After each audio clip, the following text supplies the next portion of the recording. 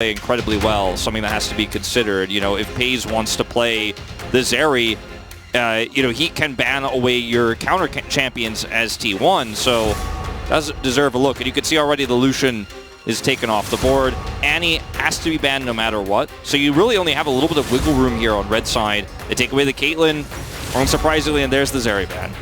Any Jace banners?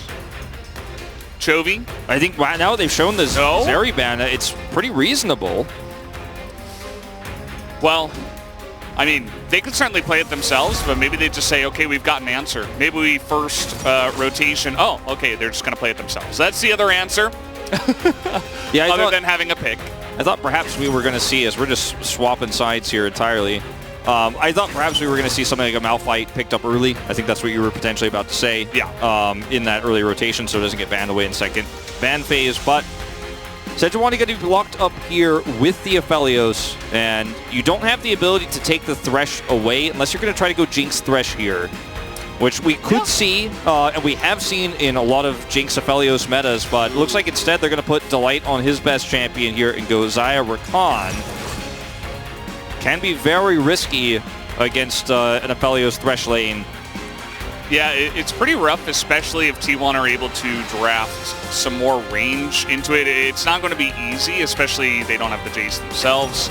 But yeah, as you mentioned, I think the biggest thing is that Delight gets onto Rakan. Like FaZe, sure, he can play Xayah. Xayah, pretty nice pick nowadays in this meta. But Delight with his hands on Rakan is going to be nice. Now, Keria could just play the Thresh, or... I mean, there are other picks. I mean, they could play, you know, they could try to play Tom Ketch. I really don't like it here. But I think the Thresh is a pretty strong given. Right? Yeah. We'll be locked in here. Now, what's interesting about the Sejuani pick right now, too, is that it could potentially be flexed to the top side of the map into the Jace. And we have seen Sejuani with Ignite and Viego setups do very well into the Jace in the early game. There are other picks you could pick with this too to look for some Jace punish here, as I think the Malphite will once again be banned, even though it's not as strong into the Xayah. It's just so strong right now in this meta in general. We saw it in Challengers recently, Wolf, a Malphite with over 1,000 armor in a game, just totally take it over. That was Challengers, but Malphite's still very strong, as there's the Viego you were talking about. So that's no longer an option. So that's a pretty wise ban here from gen.g, just removing all sort of uncertainty. It's much tougher to actually play Sejuani top without the Viego pick for setup. See what T1 want to do with this. They take it away the Vi from Peanut once again. 2 for 2 on that. Wukong thinning out the pool quite significantly. Now, Elise is still open, but it is not the type of draft where you want to be playing the Elise necessarily. Yeah. Very strong into the Sejuani in isolation, but not into the Aphelios Thresh lane with the Xayah Rakan. Maybe Peanut just hops back onto the Poppy or something like that, as Gragas once again going to be respect banned here. It's pretty strong nowadays just in general, so I think it's a good ban. Faker could himself play the LeBlanc that we saw Chovy play on red side in game 1. And is very strong into Jace. If you can get into the backline, very strong into Rakan. Can be very difficult to, you know, clear vision when you're playing the support into Thresh, into a LeBlanc. But he just wants to play Lissandra again. And this also is kind of like a soft ban on Chovy playing LeBlanc again, or playing the Ahri. It's an unknown jungle pick. I think that's the idea. Doesn't want to just, you know, face up, pick the Ahri or the LeBlanc with the Lissandra open. And they knows how dangerous Chovy is as a player, so maybe just wants to neutralize him. And they want to see what the other, you know, mid is going to be here for Chovy before they make any decisions about, do we want to play Malphite, for example. As Maokai comes through, and you have the potential Rumble angle here. It could happen. Like it's not out of the. We did see that in Challengers. But I think this is going to be something a little bit more standard. I say that. Looks like it's going to be AP Maokai, and they are just going to play the Malphite here. There it is, locked in. And it's on the side of gen.g into the Aphelios. Now, you need a pick here that could do a decent amount of damage, but is also going to be safe into both Jace and Malphite. Like, that's a tough ask. It's a really tough ask for Zeus. GP. That's the damage covered. In terms of safety, not so much. Gnar much safer, and it's going to suit the composition in terms of all the setup they have. They have Thresh, Lissandra. It sets up an easy game for Gumayusi to carry on the Aphelios with the front line they've been given. And obviously Gnar could do very well into Malphite, but is it going to be Malphite mid here with the Jace coming through? That could give Doran some agency. I just don't think that's the laning setup that you ever really want. Yeah. So I think the Gnar feels pretty decent into Malphite. You've got Lissandra into Jace, a matchup we've seen before. It's not extremely Jace favored, can have some control early. And T1 kind of have comfort across the board. It's Owners Sejuani, Fakers Lissandra, Aphelios, Thresh for Guma Keria. You know, it's one of those comps where you look at, you could just almost put like tape over the left side of your screen. You don't even care what the other team has put together here because this is like the best T1 draft. And I think that getting angles here for gen.g is going to be all about the engage. Yeah, I will say Guma safe. You have the box for counter engage. When they try to go in with this composition, there is no going out, right? And that is the scary part about how this is going to work here for T1. Positioning is going to be everything. Execution is everything, Valdez. Absolutely. Here we go again. Game number 2, gen.g versus T1.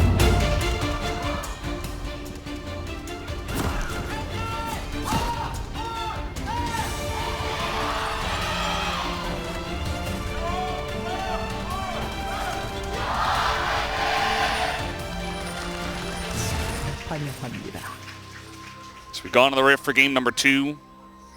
We got both support players playing their best champions, which is very cool to see. Keria has a lot of best champions, but I think Thresh kind of stands above them all. Yeah, it is most iconic, and you could talk about some champions he's played this season that have been more relevant, but this has definitely been, like I would say personally, I think his best performing champion this season has been Lux, weirdly enough, but his Lux has been insane. And he hasn't played as many games with Thresh, but he's also looked amazing on most of those games. I feel like his Thresh has a lot of highlight moments. Yeah, like he does the TikTok plays, right? Like he's got like the lantern from downtown, setting up like multiple hooks in a row, stuff like that. And it's just across his career, the pick he's been associated with the most. Even being featured in an opening with it, as Faker should be fine here. We'll lose the ward, unfortunately. So good coverage here of that standard Lissandra ward you see.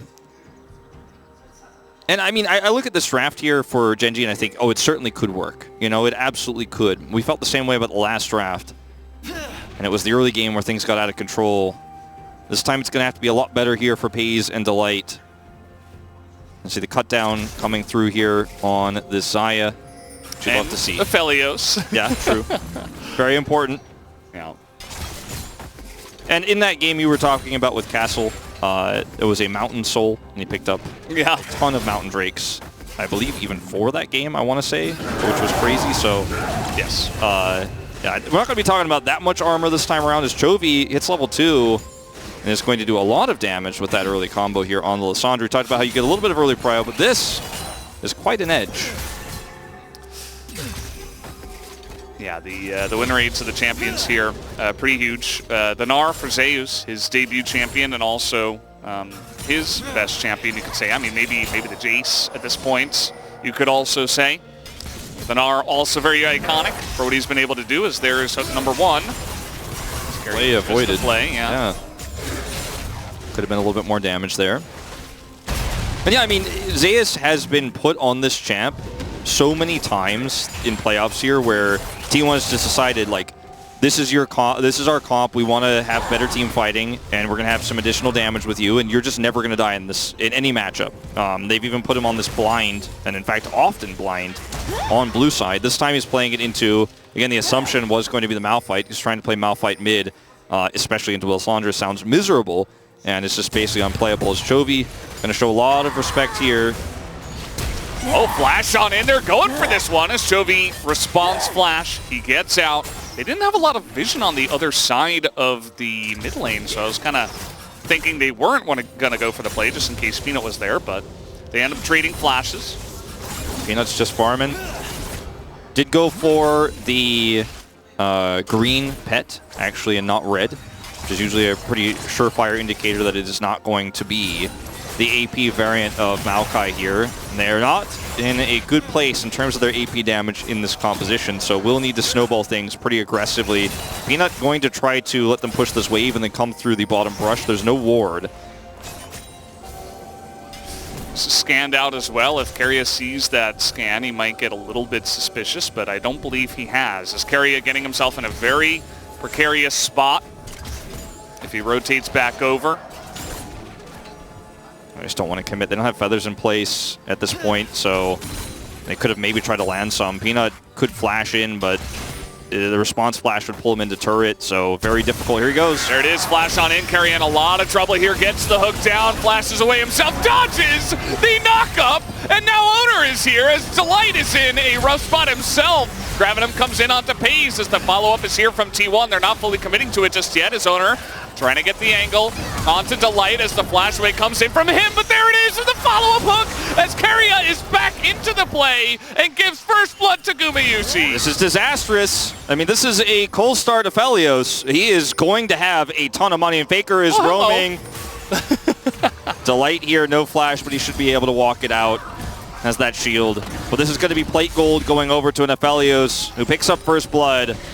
And this is disastrous. Chovy's trying to rotate down here. They have some vision. I feel like he should have just picked up a plate of his own. He is Jace after all. Baker's still here, and Peanut is as well. So now they're just going to, oh, no, sorry. We are out. But a fantastic start for T1 down here on the bottom side. Could not have gone better in their response to that play. Yeah, Chovy is going to stick around here in the mid lane, try to push that plate down, and he probably will get it. But you know, could have gotten more here considering how long Faker stayed. He's actually just not even going to risk it. And he's going to walk away from this. So, man, the news just isn't good if you're a Gen.g fan right now. As Peanut does flash for this engage here as he sees Keria going through the brush, knows he has the angle, ward goes down. And Keria's hook is instant. Then the flash comes through, then the dodge on Delight's knockup. And that's the end of the fight. Owner's here. And Keria, he's like got his lantern set up here to make sure they can follow up. It's just so easy. And then Guma obviously set up with the right guns here. Flash has to be used. The root still comes down onto Peanut. The hook is perfect to make sure they get first blood here. And then Faker comes down, and Chovy is not able to deny him. So, you know, Owner again looking for the play, wants to force out that ult as level 6 has been hit here by Doran. He's just trying to get closer.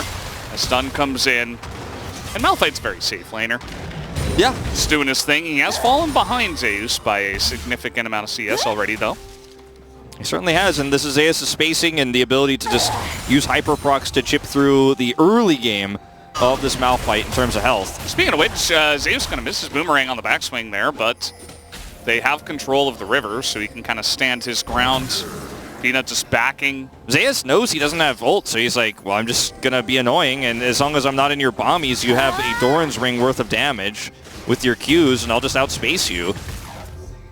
Gonna force it back. Yura has no teleport as well, so Zeus sitting in a great spot right now. This bottom lane is already a disaster. Noonclipper's up early, and he's halfway to his Greaves. His Cull is, 10 ahead. And the Mountain Drake is so incredibly important for either team. You want to deny it away from Gen.g because obviously they have a couple of strong tanks up on the top side, but T1 would love to have it for themselves, negate some of the potential lethality damage that comes out from Chovy. Or even Pays early on in the game before he does get LDR. It can be a difference maker. The Mountain Drake singularly is still very strong. Oh, it absolutely is. And I mean, everything about Gen.g's win condition is killing the Aphelios, and whether that's with that lethality Jace, with the Malphite engage, oh boy. Oh, here we go again. As Flaze comes in, the light goes in and out, and actually it's a good trade for Gen.g. Yeah, Pays actually sets up the damage there really nicely. Guma didn't have level 6 just yet, was trying to push for it. Didn't put the damage into Delight in that short interim while he was locked down. Delight handles it very well, and this doesn't end up being too significant, but like you say, a trade up here for Gen.g. Keria will take the back. Yeah, they got the Ignite out of Keria as well. As just felt like Guma was not able to put in any damage on that one, as Peanut is going for the Rift Heralds. Yeah, this time they're not going to get double objectived early on in the game like we saw last time. A little bit more prio here on the top side of the map in mid. and Chovy's going to come over here and help out. So they will be able to get this early objective. We'll see where they place it because it's not quite the same situation as last game where you want to get that early mid turret for LeBlanc, but it's still very useful for the Jace in this case for that poke damage. And I expect, given the control he has over that lane right now, it's the easiest place to drop it. And getting the lethality up with the Cull coming through here too is going to hit a bigger spike than any other champion can get. The Xayah is way far away from getting, you know, a huge spike out of plate gold that you would get from the Herald. So mid lane is where the focus is going to be when that drop comes down. You can see Owner's already trying to suss this out. Doran has some alone time with the turret. Looks like he'll be able to pick this one up. Does not have any resolve in his runes, so does not have demolish, but still able to get a nice little plate. Going to be nice to try to catch up to Zeus there in terms of gold. Yeah. Now, you know, tank Malphite, not necessarily a guy who needs a ton of gold, but, you know, the more the better. The more you can tank up against Guma's damage, against even Faker's burst damage in the mid game. It's going to be nice. It's significant for sure.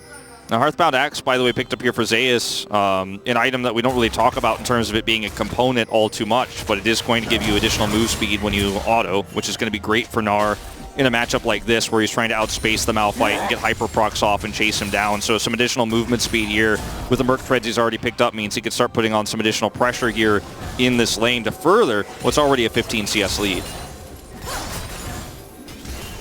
Bommy's, you know, not going to be as great in terms of the matchup on the other side. See what Doran gets when he backs, but expect the build will be pretty much the same. He basically just throws Qs into Zeus, who has Merc Treads, so doesn't really do much. Just trying to farm it out as much as he can.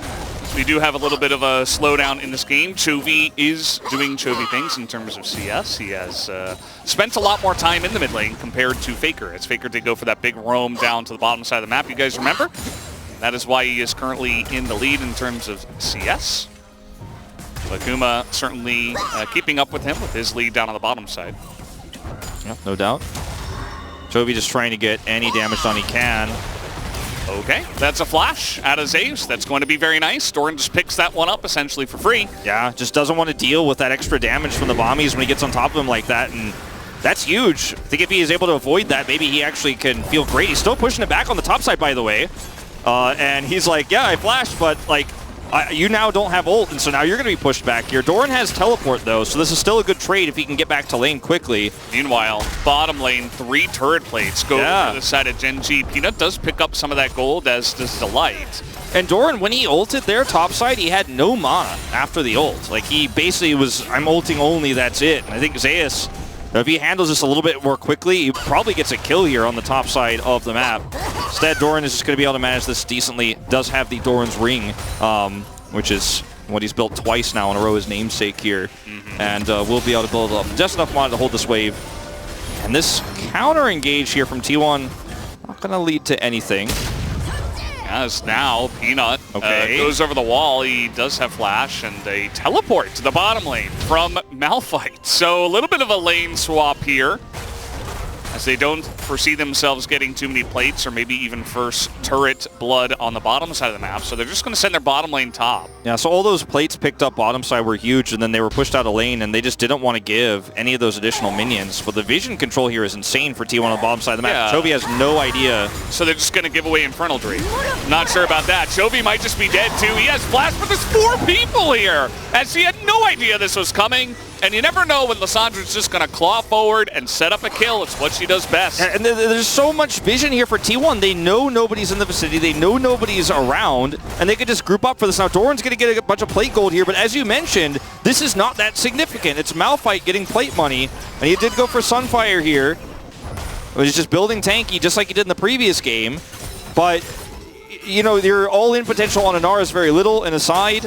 And the money that they're able to pick up killing this Jace and pushing him out of lane is way more significant. Plus, of course, that Drake. Now, top side here, Pays is picking up some gold, but it's not going to be as significant, I think, as getting a 2 Drake lead here for T1. We'll see what Soul is. Okay, it's Chemtech again. That feels less bad for Gen.g now. Yeah, that's how we know Ox is watching from home. He keeps summoning these Chemtech souls as... It could be worse. You know, if this was Hextech here, you'd be like, this is pretty terrible for Gen.g, considering, yeah, you got some plates top side. But one of those plays, of course, on a Malphite. Yeah, I just feel bad for T1. They're snowballing these early games so well, and then they're just given Chemtech souls over and over again. But of course, the trade here is that FaZe is going to pick up a bunch of turret plates in the top side. Looks like 3, or it's in total 2 for FaZe and Delight, because of course Doran got the first one up on the top side, so it's a decent amount of money. But even a singular Infernal Drake, like we just talked about the Mountain, it's going to be really nice. You've got Anar on your team. Even Sejuani does decent burst alongside of the Engage. So look at where the gold is here. Zaya's got 525, 350 for Doran, 350 for Chovy. So it's not insignificant money here. You know, when you looked at it before, it's like, oh, they're getting a little here, they're getting a little there. It felt like Doran was getting a lot, and you're like, oh, it's not that great. But when you look at the money that's picked up here, it is quite significant, considering that they haven't been able to win any fights, right? They're 0-2 this game and have a gold lead. Just taking that lead and utilizing it, that's going to be tough. As Chovy's about to be able to buy that first lethality item here, does have his call coming online here in just a moment. Just needs one more minion wave after the one up there. It's down to like 14 stacks. So we're going to look to group for Rift Herald here. Yeah. Faker's coming up, TP. You know, in the past we used to fight for a first Rift Herald, which made sense, but nowadays all our LCK teams just love to fight over the second Rift Herald. As everybody's grouping up for this one. Trying to get control of this to potentially take out that mid-tier 1. Chovy's backing. He does not have teleport, so they are down a member here. Competing for this seems unrealistic. Might have some time. C1 not really starting up this objective just yet. Nor that they see Chovy backing, so they don't know that he's not here. And now he has Eclipse. Like, thought he wasn't going to be able to finish it without the call completing, but he does back for it. Now he's back here with full health and is going to be able to come over and start putting some of that poke damage through. This is a huge opportunity now for gen.g if he can hit that consistently going to this fight and soften up the back line. Doran also with Flash and Ultimate available here. Yeah. As Faker looking to force him into that one, but Ignite comes in and he actually just elects to Flash. He wants to hold his ult for the fight. I actually think it's the right choice here, but you better make a high impact with your ult in this fight or you're going to feel really bad about this one. Yeah, on the Engage, it has a lot more value, does the ult. The Flash as well, if you got both, of course, but now you see that T1 struggling to get in here, even the Saplings doing a little bit of chip damage, as now they will, in fact, get in. Guma just going to lantern away. Chovy is in such a safe spot with his poke. Okay, in they go. Faker looking for the Engage. See, Moonlight Vigil comes in. Tons of damage on the Peanut, but they can't take anyone out. Owner trades for the junglers, but that's 2 kills now into the hands of Gumayusi. As everybody on the side of gen.g is looking to get away, the stopwatch value is massive for Faker here. As flash forward, and he's actually going to miss the hook, but he does force the Featherstorm. As objective picked up for gen.g, Zeus looking to make it interesting in the mid lane, wants to force a flash. Not even going to be able to do that. Yeah. So the eye is picked up here, and, you know, if an ultimate is forced here for FaZe, Delight is taken out, but T1 getting this topside turret here, which is what, you know, basically you would have gotten from second Herald anyway, so it doesn't feel too bad here. But you can already just see that T1 know exactly what they want to do in these fights and how well they were able to control this and get Guma into position to pop off. Because, yeah, Doran has ultimate here, and the Engage is strong, but look at the flank angle here from Zeus. And Faker, he has his ult, and he also has stopwatch. So he's never really in any danger. And look at Guma at full health. Chovy's trying to set up for the flank. He already used his accelerated shock blast before the Engage came through, so his damage is mitigated. He can't do anything. This is just 100% a one fight for T1. Yeah. Didn't have to use the ultimate here as FaZe, but just trying to be safe there at the last possible second. And now Guma is 3-0 with both summoners still available. So if they want to fight over any objective, if they want to do anything right now, they can. The world should be their oyster. Now Doran, gen.g very stubborn about taking down all of these outer turrets. Not quite going to be able to get this one. But yeah, if the Malphite dies before he's really able to ult, and the Rakan gets in alone, and then Guma just kills him, not necessarily the Engage or coordination you're looking for if you want to pilot gen.g's composition. Because T1 knew that because Doran is trying to stay up topside there and come in, if we can actually push him out and force him to ult, we win this. Okay, well, Doran's going to get the turret. He has a teleport coming in for some help. Zeus in a little bit of trouble here. Does have flash. As will he elect to use it? The answer is no. Just going to give the kill over to Chovy as his team is down here on the bottom side taking the Dragon. Yeah, so you get a teleport, but that's turret and a kill going over. And this is pretty massive going into this Dragon. And it's a Dragon that is significant in that its sole point but it is still Chemtech Soul. So it doesn't matter as much here, and they're going to use this teleport to try to force down an inner now. And like, well, T1 are grouped on Drake bottom, and they know it, so they might even be able to turn this into a 5v5 skirmish, or rather a like 3v2 skirmish, because Peanut's nearby. And there's Herald's mid. Yeah, Herald's mid. They're going to get this turret, so they're just picking up all the money on the map. And gen.g, a team that's so known for maximizing gold value across the map, usually in terms of CS and picking up gold for their carries while side laning. But now in this game, taking out all the turrets, as you mentioned, 3 turrets here early, and they had Peanut in position if T1 were going to try to commit to coming over here and stopping this. Isaias has no teleport, and he commits with his Mega Gnar here to try to get the kill. First TP is committed, and then you end up losing your Gnar here, so turret and Gnar going over for a Drake on the bottom side that gen.g just frankly don't care that much about. Yeah, singular Hex Tech, I mean, you got some shields that are going to be happening here, probably BT eventually for Guma, stuff like that, but yeah, pretty unconsequential in this one. But either way, we are going to slow things down because of this. Thank you to Ox once again for summoning this Chemtech Soul and denying us the action. We did have a lot of action in Game 1, though, even with the Chemtech Soul. Feels like both of the teams were getting that nervous energy out. Doran has no flash and ult available here, but he does not have TP, and T1 know this. And Zayas has TP, so they can actually look for picks onto Chovy while starting Baron. Like, this is the T1 way, where you're like tracking summoners extremely well, knowing the enemy Malphite's on the wrong side of the map. Now you can force them to back, because you know that gen.g don't have really good setup vision around the Baron, so he has to kind of rotate towards mid and be like, are they taking it? Which gives more agency to the Gnar, who could then take a turret out later. He can teleport in at any time with his Gnar bar if he manages it well here. So gen.g have to group so aggressively. And Baker's on the flank. T1 have set up for this so extremely well, but gen.g don't panic. They don't mess this up. Doran goes straight back down to bottom once they realize, okay, they're not properly set up for it. But when he shows, T1, once again, like, this is the dance you have to walk. It's on vision, so gen.g will be forced to respond to this. And T1 say, no, thank you. We would not like to fight just yet. We will fight on our terms, as flash in from Keria trying to set up another TikTok play. Not going to happen. Yeah, that's unfortunate. He does have Hex Flash, but still significant to lose that. This is getting more and more annoying here as more items are getting built for Zeus. You know, Doran can throw in a Q, but will lose out in the extended trades. Yeah, he can only kill him if he ults. And even if he does ult, he might not get the kill. It's going to be close.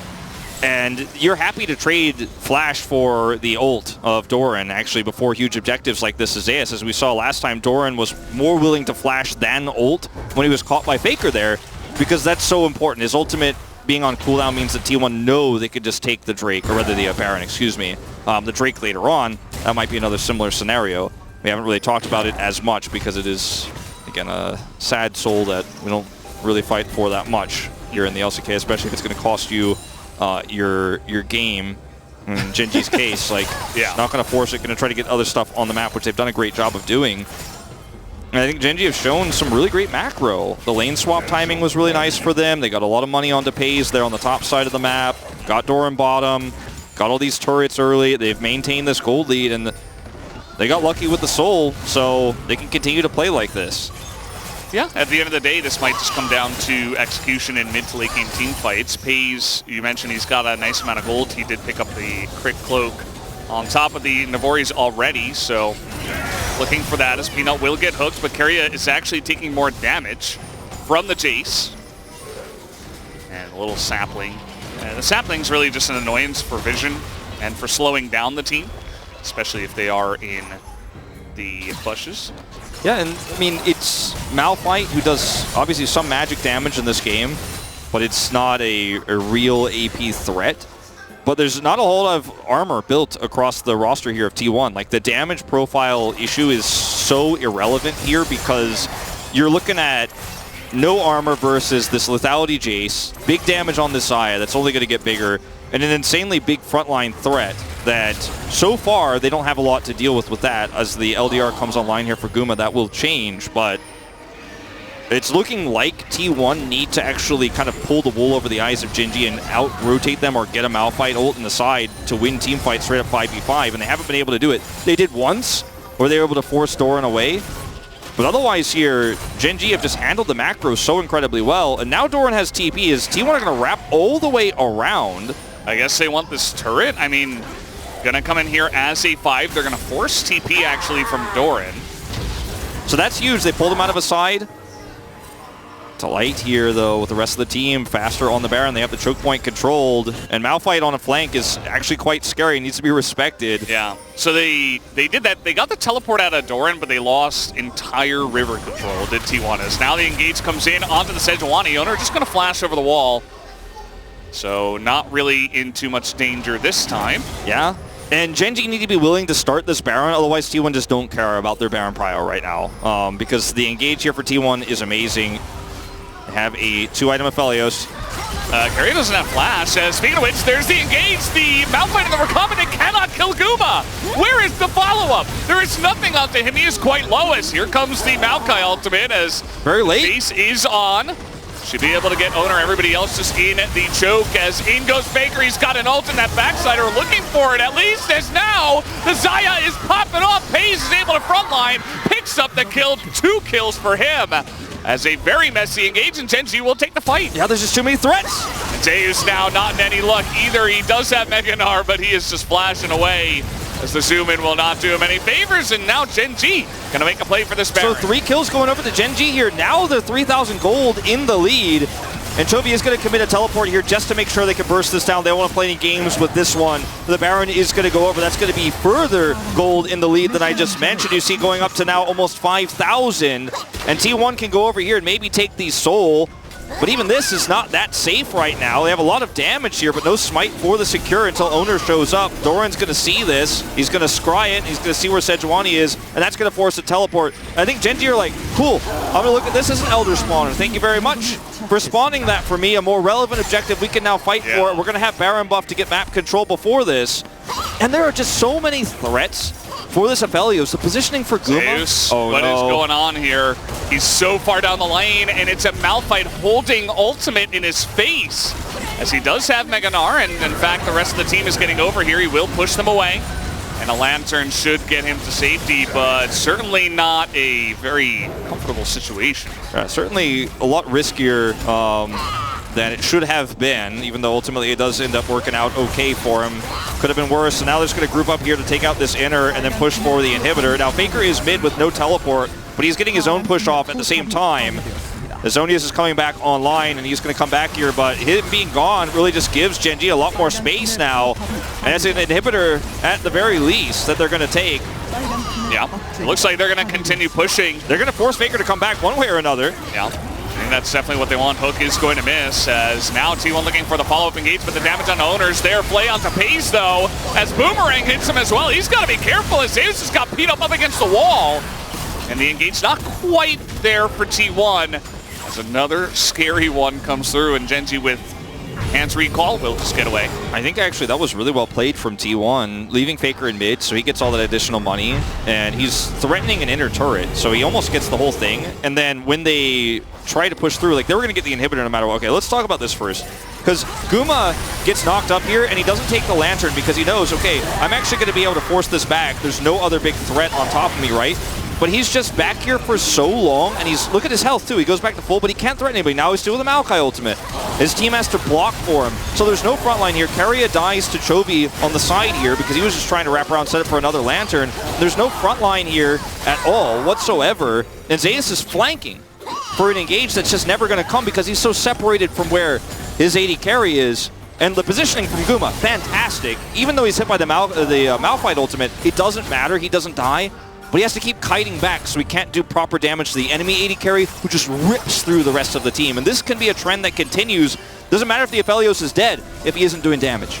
Yeah, and speaking of trends that continue, we do have the B1 Jace currently in the lead by the most amount of gold, 2,200. Very similar to the lead that Zeus had in game number 1. This time it is Chovy on that one. He does have a 3-item power spike of his own. This time he goes for the Yomus instead of the Sereldas that we did see on the side of there's Zeus. just no armor, you know, on the enemy team. Really, they're starting to get some of it, but you got like Zhonya's.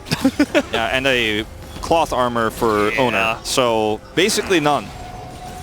For sure. So He's going to be dealing insane amounts of damage with all that lethality stacking that he does have. Guma did go for the LDR, does not have a Bloodthirster yet, which is pretty interesting. I guess he's just saying that, you know, we kind of had the situation actually in the game we cast in Challengers where you just don't go for it because if you get hit, even if you have Bloodthirster, you're going to die anyway. So just flash forehead and try to survive that way. Yeah, and, you know, in that last fight, like, he lived because there wasn't follow-up damage, but then the Xayah killed the rest of his team, and they ended up losing the fight, right? And this is a catch-22 problem you have with Malphite compositions when you're playing very immobile AD carries. Even if you have a Thresh, as we've seen here, it's just that if you avoid all the threats, it means you've done nothing in the fight, whereas Xayah is very safe and can continue to do damage on the chase. As this is a funny exchange here.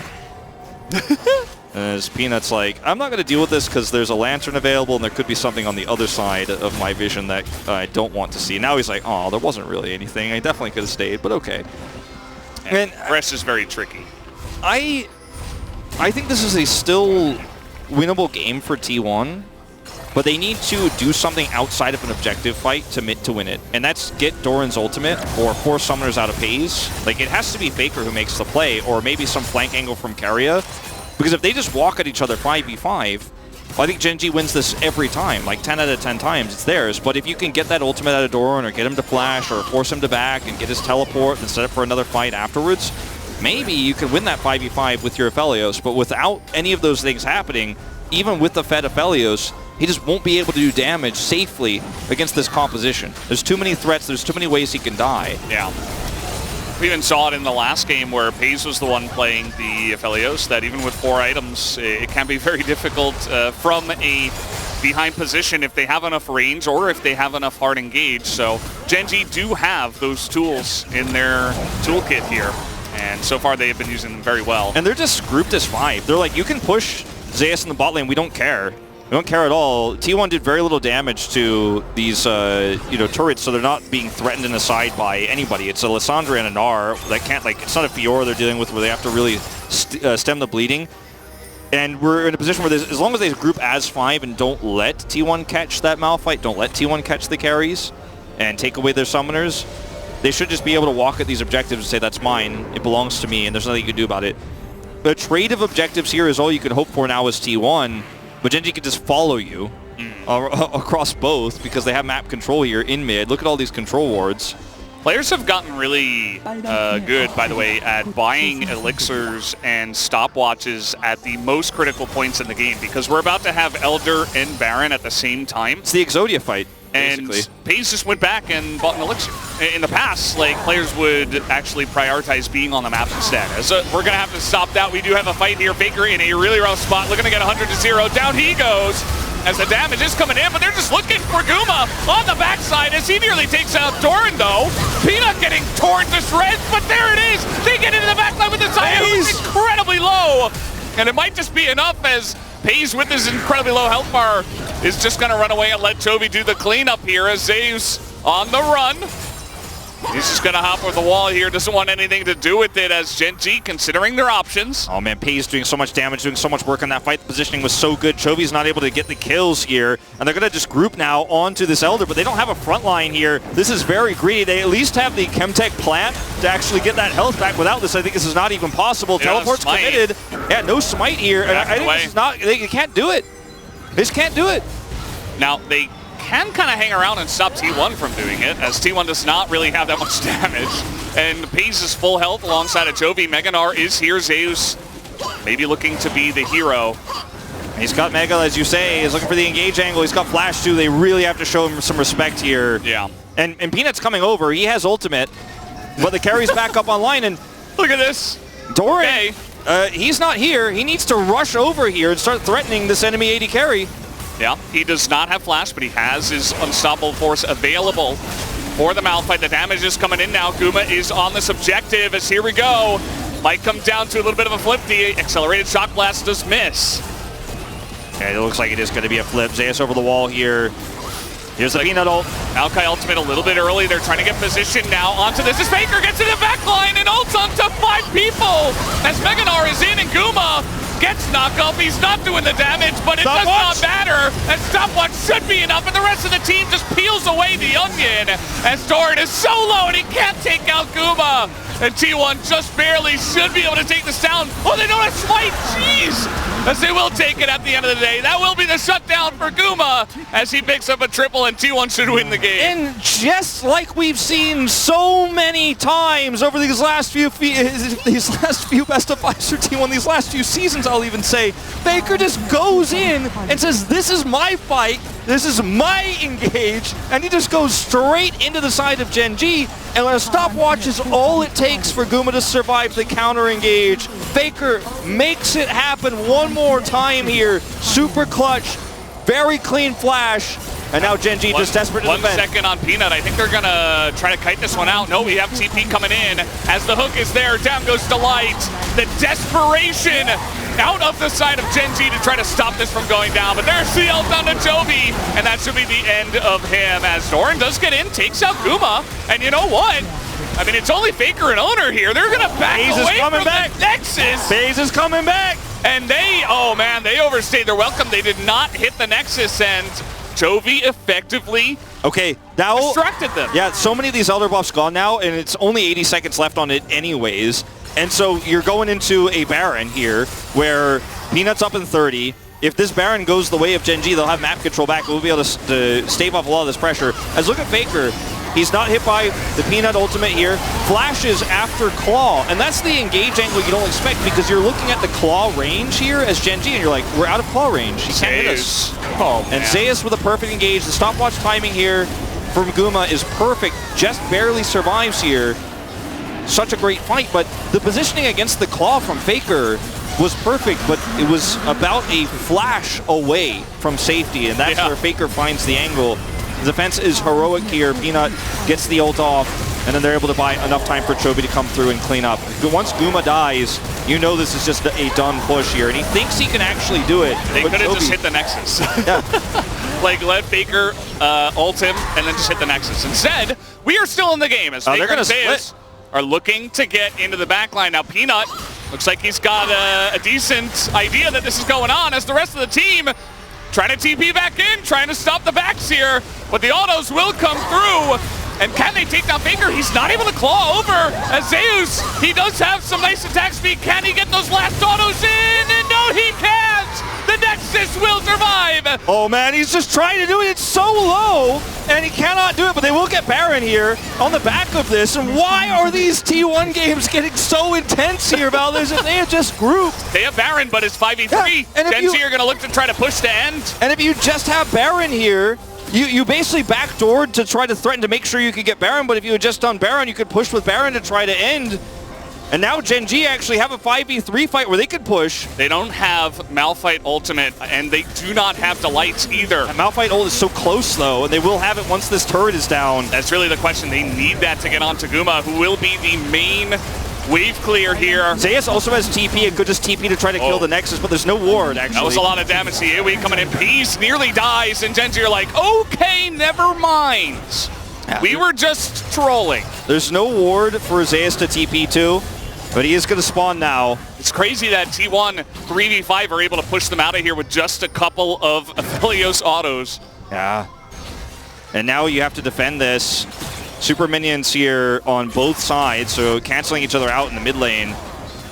And there's no objective up here for 2 more minutes. T1 should be able to just get control of the bottom side of the map here and rip these turrets out of Summoner's Rift, but threatening the Nexus itself is a bridge too far. Even with Baron buff, they want to be able to have 2 setup waves here, but Chobi's pushing mid out, and this means that it's going to take a lot of resources. gen.g should be able to survive this Baron. This game is wild, these T1 late games that we keep seeing. Okay, let's see how this one goes. T1 playing it very carefully, very respectfully. They know they have Zeus in mid, and he is essentially their trap card. He's like, okay, well, if you don't answer me, I will end the game alone. If he could get a ward off in the main base, you know, if anyone had one, they don't actually have any wards. If they could drop a ward, it would be massive. Won't be able to get this turret and back away here, so no second inhibitor going down.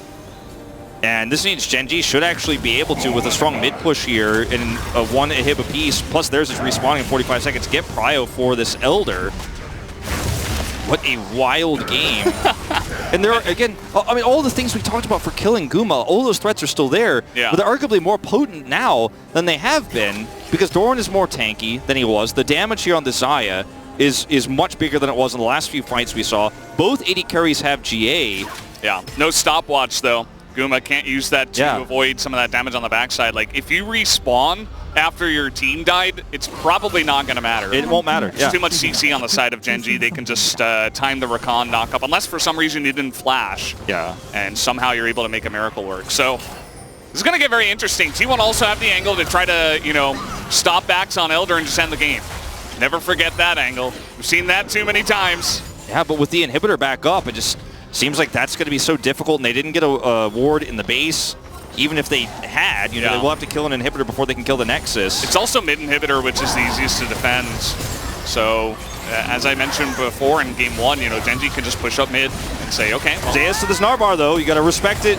Okay, a little engage coming in as they get onto the backline, but that's Faker. That's not Guma. Zeus with the Meganar available, and Doran is just getting peeled apart. Faker gets in the backline and pays.